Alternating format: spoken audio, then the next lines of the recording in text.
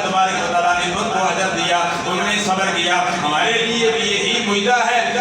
تم صبر کرو گے، صبح سے لے کر شام تک صبر کرو گے۔ اللہ تبارک و تعالیٰ فرماتا ہے ان اللہ مع الصابرین، میں تمہیں اتنا اجر دوں گا، اتنا اجر دوں گا، فرمایا جب افطاری کا وقت ہوگا، فرمایا میرے اور موسیٰ کلیم اللہ کے درمیان 70 پرتوں کا فاصلہ ہے، فرمایا جب افطاری کا وقت ہوتا ہے، جب میرا بندہ افطاری کے وقت جب دعا کرتا ہے یا الہ العالمین میں نے تیری روزے تیری رضا کے لیے روزہ رکھا ہے، تیرے رزق سے افطار کر رہا ہوں، یا اللہ میرے گناہ کو معاف فرما دے، سینہ جاگا نے چمن سے سینہ جاگا نے چمن کا ملاپ ہو جاتا ہے۔ رب ذوالجلال فرشتوں سے فرماتا ہے اے فرشتوں موسیٰ کلیم اللہ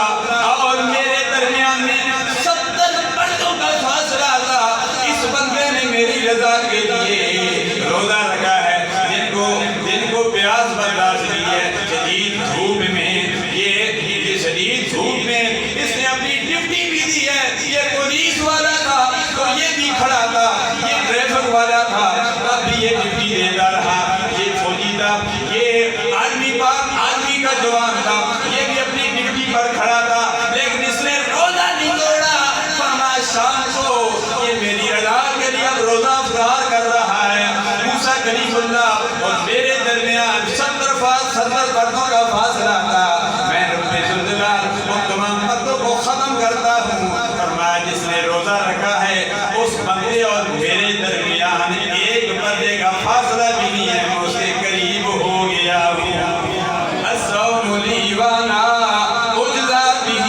فرمایا روزہ میرے لیے ہے میں ہی اس کی جزا دوں گا۔ الصوم لی وانا اجزی بہ، روزہ میرے لیے ہے اور اس کی جزا میں رب ذوالجلال خود ہی ہوں۔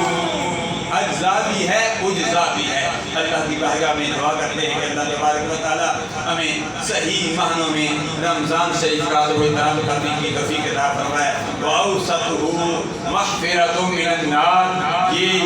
مغفرت کا عشرہ ہے، اللہ تبارک و تعالی اس عشرے میں ہم سب کے گناہوں کو معاف فرمائے۔ اللہ ہمیں ان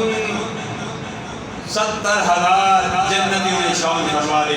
جو بغیر حساب و کتاب کی جنت میں داخل ہوں گے، آمین۔